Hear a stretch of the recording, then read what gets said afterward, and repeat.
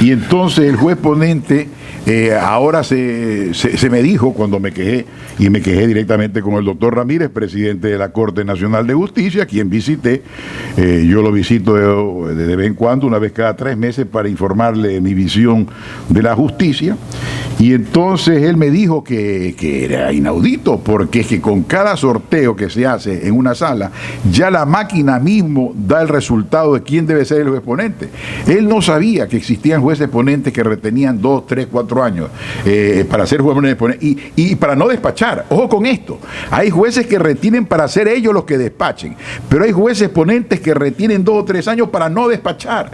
Esto es importantísimo. Denunció uno de ellos ante el señor ministro fiscal general, y hasta ahora el ministro subrogante despacha este asunto seguramente. No despacha la fiscalía ningún asunto que involucre a un funcionario. Por ahí se presentó un juez, a su vez que también está enjuiciado penalmente por mí, donde él declaró que él es un servidor de la Alianza País y que en consecuencia tenía derecho a un trato mejor. Esta es la clase de sinvergüenzas que se han incorporado en pandillas, a veces se ponen de acuerdo jueces con fiscales.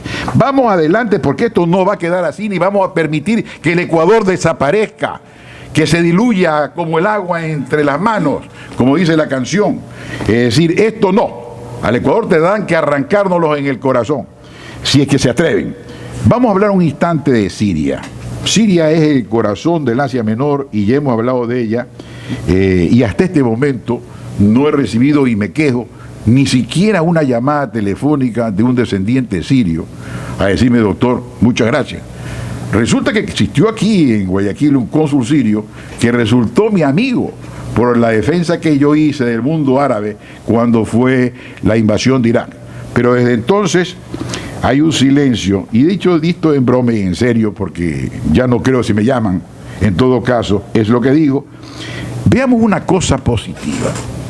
Estados Unidos se equivoca en su concepción de la tiranía siria. Primero, en esa región todos son tiranos. El que no es dictador, no es tirano, muere al día siguiente y viene otro tirano. Porque no es que eligen tiranos, es decir, miles de años ellos han tenido monarquía, sultanes, etcétera, y se han sucedido ahí dictadores.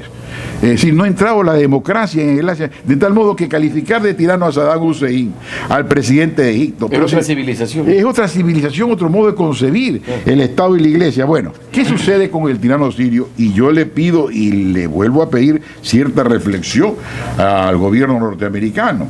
Es decir, el que no sigue con atención al gobierno americano es el que va en una marcha donde el guía, estando equivocado, uno no le dice: oye, puedes estar equivocado, y en la columna estoy yo, y por eso vengo no a molestarte, sino a decirte, tú que eres el guía de la columna, que nos puede llevar al abismo. Mira, toma en cuenta que allí todos son tiranos, así que si tú querías una primavera árabe, concibámosla de otro modo. Primero, independizando la Iglesia del Estado. Ese sería un triunfo. Que siendo en este momento la Iglesia y el Estado una misma cosa en todo el cercano Oriente, Francia, Inglaterra, Alemania, Estados Unidos, España, provoquen mediante auxilios físicos tangibles, ayudas a la educación y a la salud, que se proclame por lo menos la independencia entre la Iglesia y el Estado, lo cual es un triunfo ya. Es un triunfo para las mujeres de esos sitios, que tienen que andar vestidas del modo que ustedes saben, que no tienen acceso al trabajo, etcétera, etcétera. Pero la reflexión con Estados Unidos es que Assad, que así se llama el tirano sirio. Bashar al-Assad. Sí, Bashar. Es fácil recordar porque es la palabra Assad, pero Assad, yo me acuerdo más por Assad Bucaram, Assad, porque hay unos que escriben Bashar el Assad o al-Assad, y no quiero equivocarme con el o al, que puede ser un insulto. Entonces yo digo Assad. Bien, pero es Bashar Assad. Él es el único, óigame bien las personas, es el único tirano que en ese sector defiende a la minoría cristiana. He dicho todo. Y siendo América, es decir, las Américas, pues Estados Unidos creen que ellos son América, no, es que América son las Américas. América del Norte, el Centro, el Sur y todo, la América Latina y la América Sajona, etcétera, que es cristiana. Debiera tener esto en cuenta, porque el señor Assad es el único que protege a la minoría escuálida cristiana que ha quedado, en circunstancias que conozco que parte de la inmigración siria, por lo menos al Ecuador, respondió al maltrato de que eran objetos ya a fines del siglo XIX o antes los cristianos por parte del mundo musulmán, es decir, que los consideraban ciudadanos de segunda clase. Y un dato de última hora me hace saber que en Damasco hubo por mucho tiempo un 25% de cristianos en Damasco, en esta ciudad y virtualmente destruida, la capital de Siria. De modo que hay que tener cuidado, porque es que en Siria, en forma paradójica, alarmante, en los guerrilleros, parte de los guerrilleros que quieren destruir a Assad, es decir, la ISIS, tiranía, sin saber a dónde va. El Estado Islámico. Exacto, que quieren destruir a ISIS y también ISIS y Assad, es Al-Qaeda, el grupo Al-Qaeda que destruyó las Torres Gemelas, en este momento está aliado y apoyado por Estados Unidos con tal de destruir al tirano sirio, que protege al cristianismo. Esta es la paradoja y la aberración. Hablemos un ratito del turismo. Afirmé y afirmo, y me ratifico y confirmo que es un error, y además considero que es ilegal, ¿no? Y lo ofrezco a consideración de ustedes, porque yo no soy juez, pero aquí lo ofrezco porque además no quiero que se haga el ridículo, que el jefe de Estado haga el ridículo. Esto de que se haya convertido en guía turística, en guía turístico, ¿no? Y haya editado una película, Royal Tour, pues el Royal Tour, lo que está haciendo es enriquecer a un comerciante, ¿no? Un comerciante que probablemente también tenga cuenta en las Bahamas.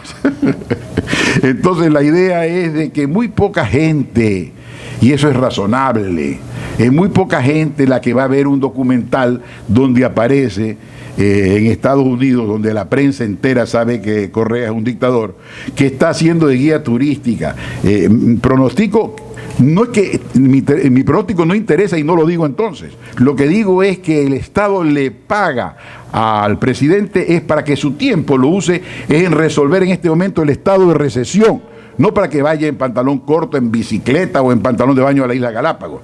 Porque más atractivo, déjeme decirle, señor Correa, el personaje más atractivo para el turismo no es usted ni yo, no es un ser humano. ¿Sabe quién es? El viejo George. El viejo George, la tortuga gigantesca a quien le pusieron para que procree una serie de tortugas vírgenes. Felizmente no ha adoptado ninguna religión el viejo George, no puede ser, pero él renunció a todas estas femeninas tortugas que le pusieron y no ha procreado, ha sido totalmente indiferente. Bueno, a este lo ha venido a ver hasta el duque de Edimburgo. ¿Quién es el duque de Edimburgo? El esposo de la reina Isabel, que ha visitado Galápagos 2 o 3 veces. Pero con su figura, o la mía, o la de cualquier ciudadano, debieron por lo menos elegir a una reina de belleza. Y para hacer más cómodo la conducta del oficial del turismo, deben entonces escoger entre tantas bellas mujeres que tiene también la Alianza País, ¿por qué no decirlo? Bien, entonces, esto es algo que debe... y entonces hoy día en el periódico está que ahora el Ministerio del Turismo está emprendiendo otra forma de propaganda. Ya no solamente esa es todo lo que usted necesita es Ecuador, All You Need is Ecuador, ¿no? Y ahora la película de la guía turística del presidente, sino que están imaginando ahora, ¿no?, otra forma de hacer propaganda turística del Ecuador. Vamos a ver con qué necesidad se encuentran, porque la última vez ese emblema que apareció en el gran estadio de Estados Unidos y que pagaron $1 millón, y yo he preguntado por intermedio de quién, qué comisión ganó el contratista, cuáles han sido los resultados. Eso de haber pagado $1 millón, algo por el estilo, porque aparezca un instante allí, All You Need is Ecuador, es realmente más allá de una necedad. Ahora bien, dicho en forma positiva, porque siempre hay que decir algo positivo cuando uno critica a alguien, se ha eliminado 2 o 3 secretarías en los últimos días, que son la Secretaría de la Pobreza, la Secretaría de la Transparencia y Gestión, y han hecho algo más, porque dando y dando, estas 2 son nuevas, y han eliminado una que existía desde 1996, que se llama de Fondo Ambiental Nacional. con el argumento que eran 18 personas que gastaban el 88 y pico por ciento del presupuesto. Si es así, bien eliminado. Otra cosa, para que no se diga que solamente la tomo contra el gobierno, es que la tomo con cualquiera. Es que resulta que la ubicación de la estatua de Guayaquil, ¿no?, siendo un hermoso monumento y la leyenda muy linda, lo cierto es que el hermoso monumento tiene un defecto. El jaguar, en mi concepto, está de más.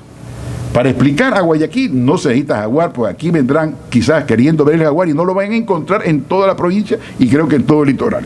Es que el jaguar es... ¿Sabe quién es el jaguar? El jaguar es un tigre que mide de 1 a 2 metros. Es Jaime de Boa, el jaguar. Me dije esta cuestión. Bueno, yo creí un instante que el tigre era yo, pues comenzaron a decir el tigre, no para contraponerme al León Roldós, que es mi amigo, sino para contraponerme al León Febres Cordero, cuya época terminó cuando yo comencé a surgir en política, porque este hombre no dejaba surgir a nadie.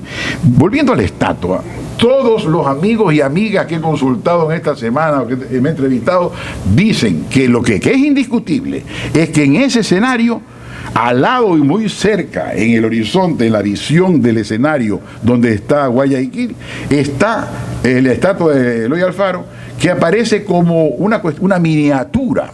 Entonces, un personaje real, que es Eloy Alfaro, en el monumento en la cual él capitanea una multitud que lo empuja hacia la revolución, y él con su espada, es un documento diminuto, al lado de la inmensidad, al lado porque el escenario está muy cerca del ojo. Y entonces, ¿dónde es el lugar ideal para esto? En uno de los círculos de tráfico antes de entrar a Durán. Allí debe estar. Y no se equivoquen, Durán siempre fue Guayaquil del otro lado. ¿No? Y no, de lo que se trata es de anunciar que van a entrar en Guayaquil. Entonces no hay por qué ponerlo, ni reemplazar la Plaza del Centenario y la Columna de los Próceres, ni ponerlo en el Malecón. Es en la entrada de Guayaquil. Y la entrada de Guayaquil comienza allá, bastantes kilómetros más allá de Durán, en los círculos de tráfico. Otra cosa, la señora Quil, ¿por qué le escriben con K? Pues porque si quieren entender o interpretar que es Guayas y Quil, debería llamarse con Q, Q-U-I-L, y suena lindo, una mujer llamada Quil. Quil Benalcázar, Quil en lugar de Soraya Quil, suena bien esta cuestión, pero no ponerle Quil, porque además no se entiende. Y el empeño gracioso, infantil, de también ponerle nombre a la criatura. Esta necedad de bautizar a la criatura ya es una necedad, ¿no? Pues está bien que se llame Guayas y Quil para comprender por qué se llama la ciudad de Guayaquil, pero es que quieren ponerle también nombre a la criatura, no le pongan nombre a la criatura, no la bauticen, porque es que realmente va a ser un trabalenguas. Vamos a otro punto. En este momento se discute el asunto del puerto marítimo de Guayaquil. Este debate está siendo alentado y se felicita al diario El Expreso por este punto, donde revela que Dubai DP World, que así se llama la probable constructora del puerto de Pozorja de aguas profundas, ha exigido como condición para una inversión de miles de millones que en 200 kilómetros alrededor no haya estructura capaz de recibir los containers que se supone que ese puerto de Pozorja va a recibir. El asunto es lógico. Y entonces, pero es que esto conlleva un asunto de gran debate y está planteado en El Expreso, en el asunto de, entonces, ¿debemos o no dragar esas rocas inmensas que impedían en la entrada del Golfo? ¿Verdad? En la entrada del Golfo, que después terminó asumiendo la responsabilidad con enorme entereza, cuando todavía no existía esta posibilidad, el alcalde de Guayaquil, de retirar esas enormes rocas. Parece que no. Pues ya tenemos el puerto de Pozorja, ¿para qué vamos a invertir en eso? Ahora, otra pregunta, ¿y entonces solamente debemos dragar el canal actual para llevarlo a más de 9 metros o no lo hacemos? Yo creo que por lo menos esto sí hay que hacerlo, definitivamente. Otro asunto que se presentan dos cuestiones importantísimas a base de declaraciones de dos ministros, y son dos cuestiones que tenemos que resolver. La primera es en relación con el tratado con Europa. Cuando regresa la extraordinaria delegación que fue e hizo bien en ir. Yo aquí no critico ni sigo la crítica de lo que dicen que allí gastamos el dinero. No, yo en esta parte también positivamente creo que el presidente tuvo aquí un impulso acertado. No me preocupan los viáticos con este tema. Y van a volver después de un mes, sí, y harán bien. porque que si no firmamos hasta el 31 de diciembre perdemos el cliente que es Europa y el segundo cliente del Ecuador. Entonces vino entonces y dijo el ministro Egas, que es un hombre de extraordinaria personalidad y simpatía, dijo no, que este es un tema que se puede resolver ágilmente, estoy interpretando porque no tengo por qué memorizar determinadas frases, que las puedo explicar de otro modo más claramente. Es decir, él dice, sí, claro, si hasta el 31 de diciembre es el plazo, pues agilicemos el trámite. La frase que merece una aclaración es cuando él dice, pero esta agilidad depende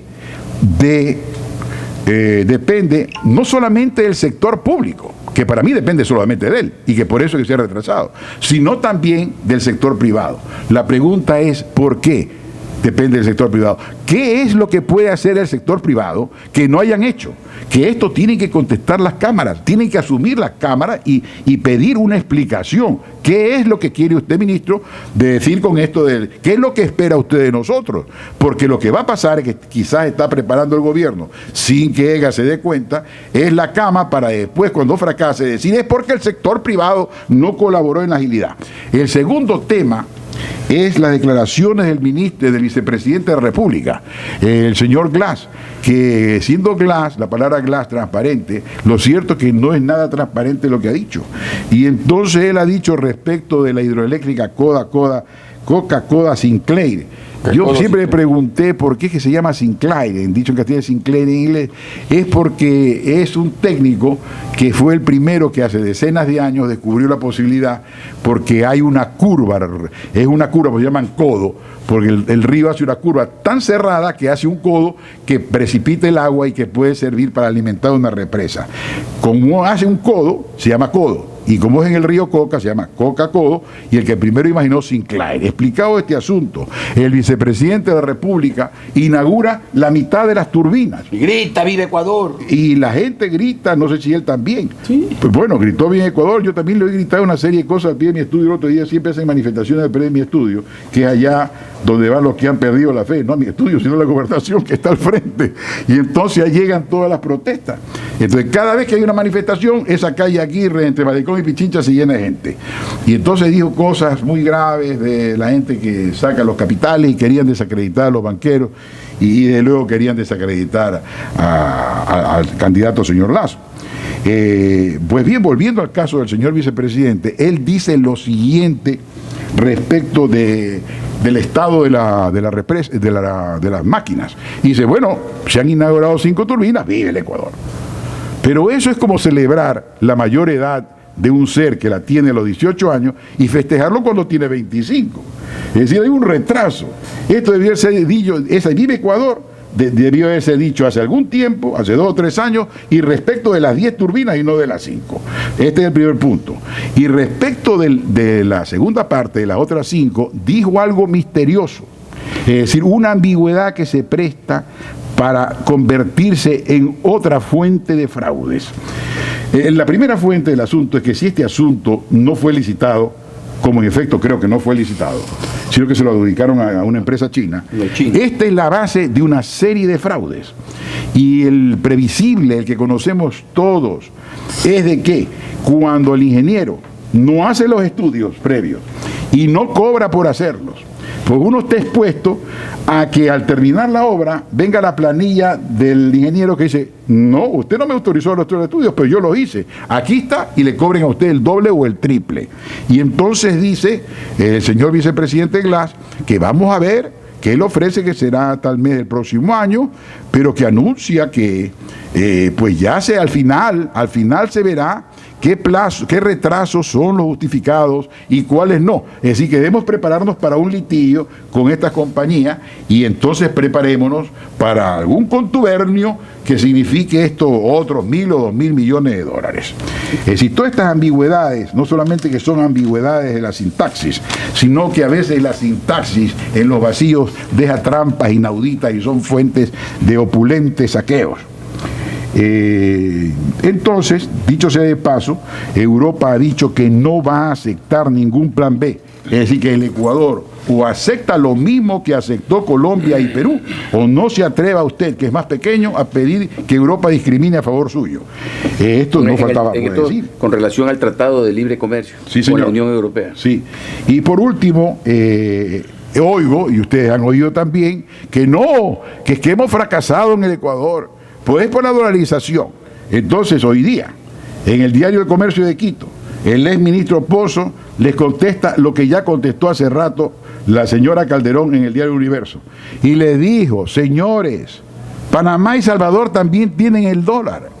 Y en ellos el Producto Interno Bruto va a crecer este año con el dólar. Así que no busquen la excusa del dólar. Esto se debe a la mala administración. Punto. Y eso es, y me pongo a sus órdenes para cualquier otra pregunta. Muchas gracias por su atención. Sí, digamos, porque estamos también ya casi con el tiempo. Pero otra pregunta cabe si... Sí, por supuesto. Claro. Y la pregunta clave es esto del dinero electrónico. Es, para el criterio de Jaime Dameroval Martínez, una necesidad urgente de al menos poner en la economía dinero inorgánico como una necesidad, digamos, imperiosa frente a la carencia de créditos externos. Yo en este punto, pues no soy economista, aunque me han recomendado que lo haga, y me lo recomendó Leonardo Stack, que es uno de los hombres más inteligentes que ha tenido la costa, y me dijo, Jaime, estudie economía. Le dije yo, eso me parece dificilísimo, porque también los abogados estudiamos economía política, y me encontré con el libro de Andrés Gide, que era magistral. Le dije, no, me dice, si la economía es algo lógico, y como usted es un hombre lógico y la abogacía es la lógica, pues en la lógica, que es el instrumento, yo también les agradezco mucho su atención y les anuncio que invitado a dar una conferencia fuera del país, yo el próximo viernes no voy a estar con ustedes, pero el otro sí, volveremos de nuevo a conversar los viernes. Que tengan un buen fin de semana. Los esperamos al mediodía con el noticiero El Gobierno.